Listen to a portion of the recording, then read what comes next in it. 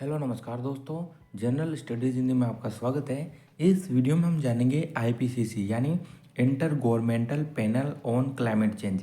यह एक पैनल है यूनाइटेड नेशन का। इसके बारे में जानेंगे। वेरी इंपॉर्टेंट वीडियो है ये, पूरा देखना और वीडियो को लाइक करके चैनल को सब्सक्राइब भी कर लेना, क्योंकि आपको इस चैनल पर जनरल नॉलेज के वीडियो रेगुलर मिलते हैं। बेल आइकन दबा लेना ताकि आपको आने वाली इंपॉर्टेंट वीडियोज़ की नोटिफिकेशन हमेशा मिलते रहेंगे। आईपीसीसी के बारे में हम जान रहे हैं। यह जैसा कि आपको नाम से फुल फॉर्म से पता चल गया होगा, ये जलवायु परिवर्तन के लिए कार्य करता है और यह अंतर सरकारी पैनल यानी अंतर सरकारी वैज्ञानिक निकाय है।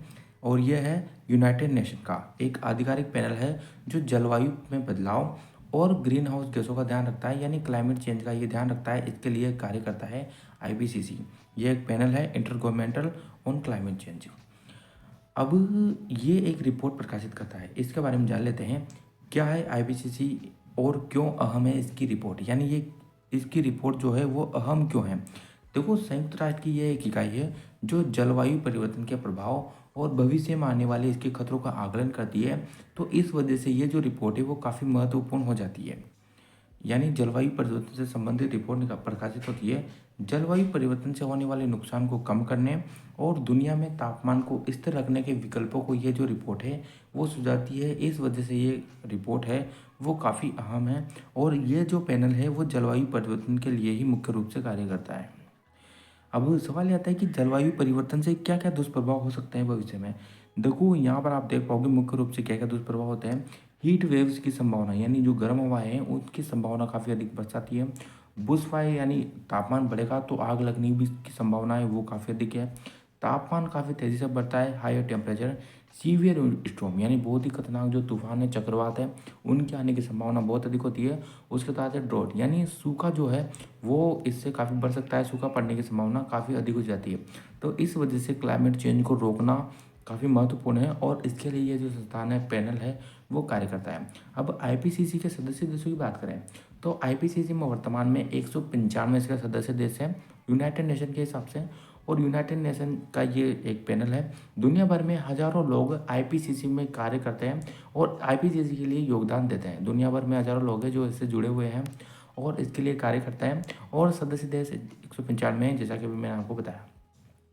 अब सचिवालय सचिवालय आईपीसीसी के सभी कार्यों का समन्वय करता है और सरकारों के साथ जो संपर्क है वो भी सचिवालय स्थापित करता है, संपर्क करता है सरकारों के साथ।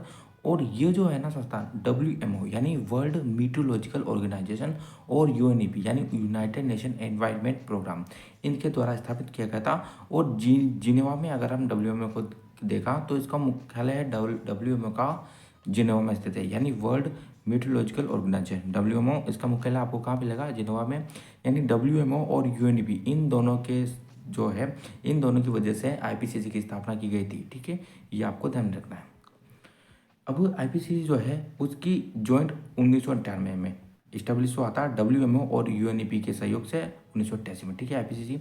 और 1995 में क्योटो प्रोटोकॉल हुआ। 2007 में इसको नोबेल पीस प्राइज भी मिला था।